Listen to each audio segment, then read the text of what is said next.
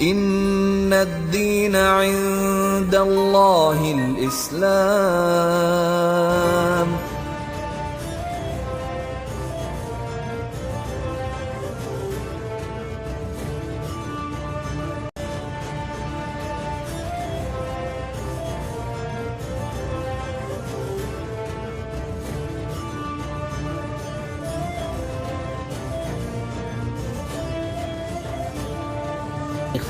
بادشاہوں کے نام دعوتی خطوط۔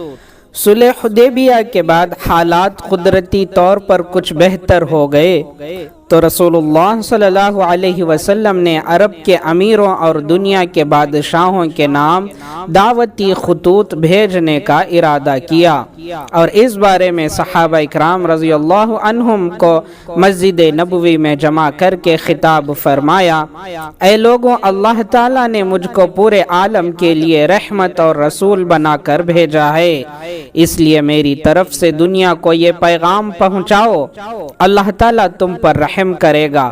اور دیکھو، حضرت عیسیٰ علیہ السلام کے حواریوں کی طرح اختلاف نہ کرنا کہ قریب بھیجنے کو کہا تو رضامند ہو گئے، اور کہیں دور جانے کا حکم دیا تو زمین پر بوجھ بن کر بیٹھ گئے۔ آپ صلی اللہ علیہ وسلم کے جانثار صحابہ یہ حکم سنتے ہی فوراً اطاعت کے لیے تیار ہو گئے اور بطور مشورہ عرض کیا، یا رسول اللہ، یہ دنیاوی بادشاہ بغیر مہر کے کسی خط کو قابل اعتبار نہیں سمجھتے اور نہ اسے پڑھنے کی زحمت گوارا کرتے ہیں، اس لیے مہر لگا کر خطوط روانہ کیے جائیں۔ آپ صلی اللہ علیہ وسلم نے صحابہ کے مشورے سے مہر لگانے کے لیے چاندی کی انگوٹھی بنائی جس پر محمد الرسول اللہ لکھا ہوا تھا۔ اس کے بعد حضور صلی اللہ علیہ وسلم نے بادشاہوں کے نام مہر بند دعوتی خطوط بھیجنے کا سلسلہ شروع فرمایا۔ روم کے بادشاہ ہرقل کے نام دعوتی خط۔ رسول اللہ صلی اللہ علیہ وسلم نے حضرت دہیہ کلبی رضی اللہ عنہ کے ہاتھ روم کے بادشاہ ہرقل کے نام دعوتی خط بھیجا، جس کا مضمون یہ تھا، بسم اللہ الرحمن الرحیم۔ یہ خط اللہ کے رسول محمد صلی اللہ علیہ وسلم کی طرف سے روم کے بڑے بادشاہ ہرقل کے نام ہے، جو ہدایت کی اتباع کرے اس پر سلامتی ہو۔ میں تمہیں دین اسلام کی طرف بلاتا ہوں، اسلام قبول کر لو، سلامت رہو گے، اللہ تعالیٰ تم کو دگنا اجر عطا فرمائے گا، اور اگر تم نے نہیں مانا تو تمام رعایا کے اسلام نہ لانے کا گناہ بھی تم پر ہوگا۔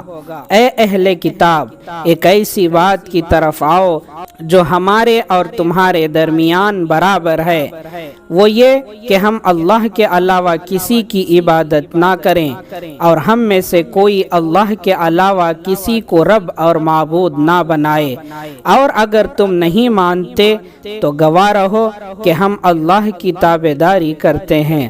شاہ ہرقل نے آپ صلی اللہ علیہ وسلم کے مبارک خط کو ادب و احترام کے ساتھ سونے کے قلمدان میں رکھا اور ابو سفیان کی زبانی حالات سن کر کہا، میں خوب جانتا ہوں کہ آپ صلی اللہ علیہ وسلم سچے نبی ہیں، لیکن اگر میں نے ایمان قبول کر لیا تو میری حکومت جاتی رہے گی اور روم کے لوگ مجھے قتل کر ڈالیں گے۔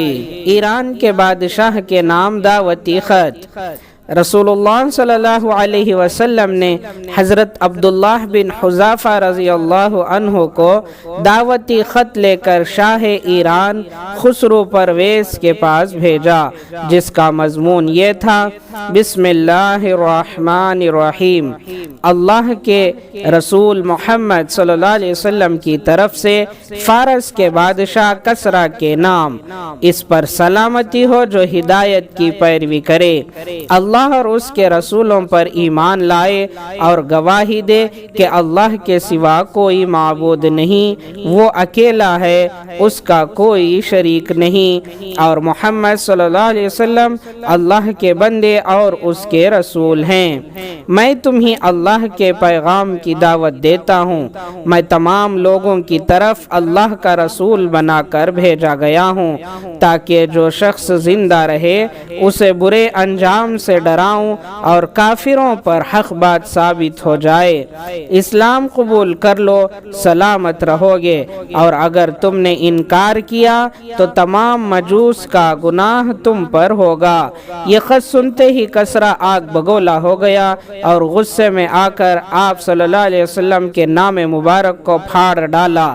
یہ خبر سن کر رسول اللہ صلی اللہ علیہ وسلم نے فرمایا، اللہ تعالیٰ اس کے ملک کے ٹکڑے ٹکڑے کر دے گا اور میرا دین و حکومت وہاں تک پہنچے گی۔ چنانچہ کسرا کے بیٹے نے خود اپنے باپ کو قتل کر دیا اور اس کا ملک بھی ٹکڑے ٹکڑے ہو گیا۔ حبش کے بادشاہ نجاشی کے نام دعوتی خط۔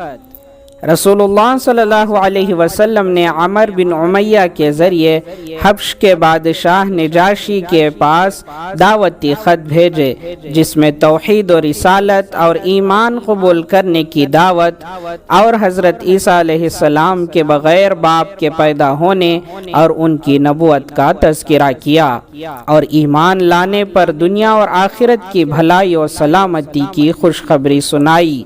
نجاشی نے آپ صلی اللہ علیہ وسلم کے خط کو آنکھوں سے لگا کر کہا، میں گواہی دیتا ہوں کہ وہی نبی ہیں جن کا اہل کتاب کو انتظار تھا، اور اسلام قبول کر کے خط کا جواب لکھوایا کہ اے اللہ کے نبی، آپ پر اللہ کی سلامتی، رحمتیں اور برکتیں ہو۔ اس کے سوا کوئی معبود نہیں جس نے مجھے اسلام کی ہدایت عطا فرمائی۔ آپ کا فرمان میرے پاس پہنچا۔ حضرت عیسیٰ علیہ السلام کے بارے میں جو کچھ آپ نے لکھا ہے وہ بالکل درست اور سچ ہے۔